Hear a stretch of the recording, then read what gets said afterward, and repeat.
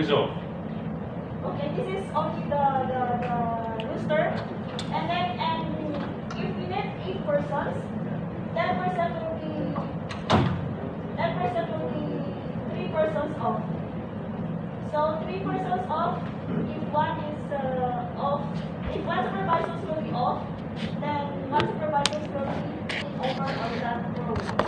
So if another is off, then Magica will leave in the morning shift to do the allocation.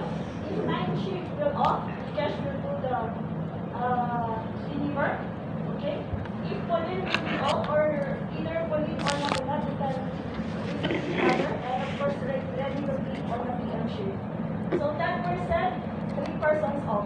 25%, so 1 person off because we are 11. So any one of us can be a reliever. Rooms, even though supervisors, they can relieve rooms.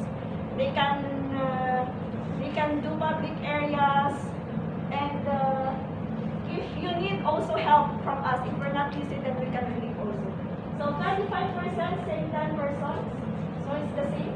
40%, so this is the time maybe we need a help from other department. Of course, yeah, we need help.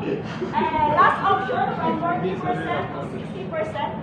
Last options will be maybe we can get some outsourced staff to help us.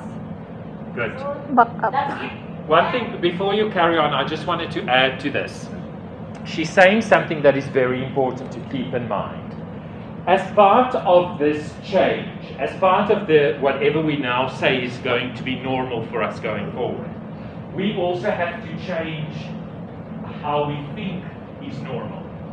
You know, up to now, every day there has to be a morning briefing. Then there has to be a shift handover. Then there has to be this, there has to be that. Why? Who said that it has to be? Escoffier in 1920, when he designed the big tray, did you know that big oval tray? It's called an Escoffier tray because of this French hotelier that started hotel business.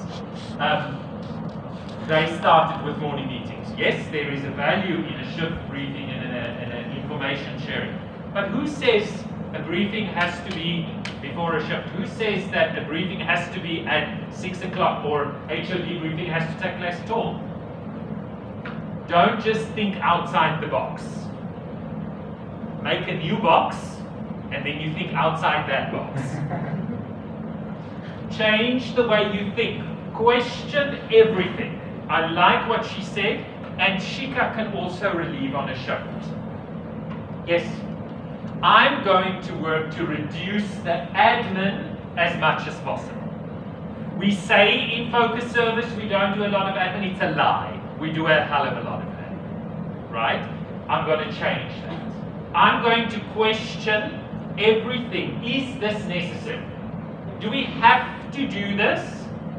How is whatever you're doing now giving a better guest service?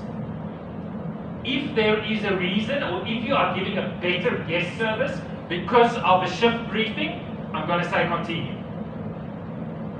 But if you're going to go through reading out a list of names to say, today's Hilton Honours Rider is Mr. Jones, Miss Mary, Mr. Dada,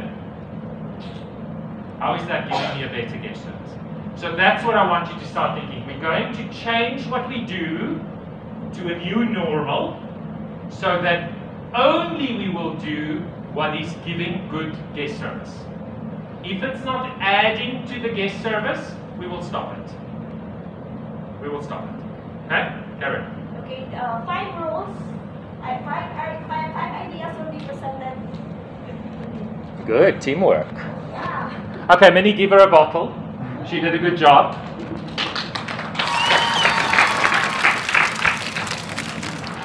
Hi, good morning everyone. So the 5 ideas to generate revenue. Our first one was 100% room cleaning. So as a team, we've decided that we'll try the best we can to make sure everything that we are doing, we do 100% to avoid any complaints. So if we don't make any complaints, definitely guests will come back and we will have more. Good. And then engage with the guests. For example, example, like me, if I'm moving around, if I see a guest, normally you greet the guest, find out how they are doing.